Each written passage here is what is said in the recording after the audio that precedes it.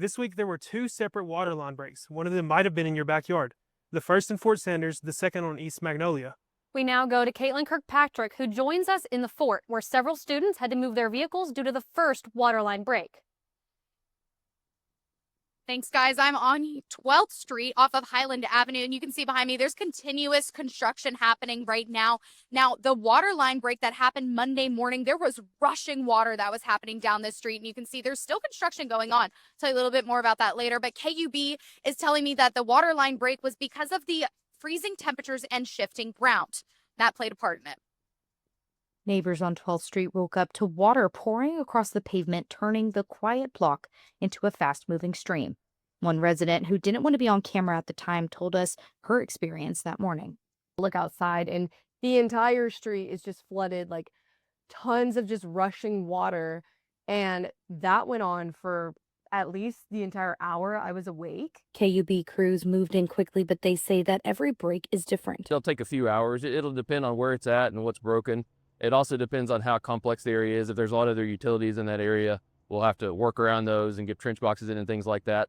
But sometimes these fixes can take longer. It can take up to a day at times, depending on where it's located, even longer if it's really complex.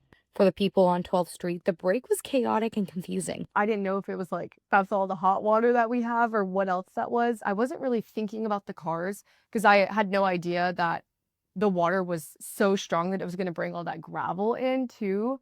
What neighbors saw on 12th Street is part of a bigger problem across the city. In the winter, when it's getting really cold and it stays cold for extended amounts of time, also you get a lot of freezing in the ground, and so that causes the ground to shift, and so that puts pressure on the water mains, and sometimes you'll just that extra pressure on the water mains will actually cause them to break. Now, I do have a statement here from KUB. They gave me another informational update about this road. They told me that 12th Street intersections at Highland Avenue and Forest Avenue are reopened, which is up there on the street in front of me. Now, this specific pipe was scheduled to be replaced later in 2026, but because of the break earlier this week, they moved up the repair to now.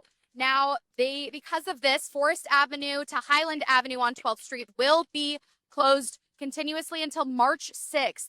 Flaggers, barricades, and signage will be posted to help with traffic flow.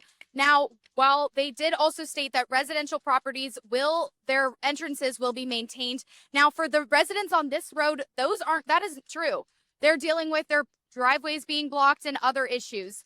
Now, KUB also stated that they will help with this and hope that the construction will be done March 6th. Live from Fort Sanders area, Kaitlyn Kirkpatrick, TVC News.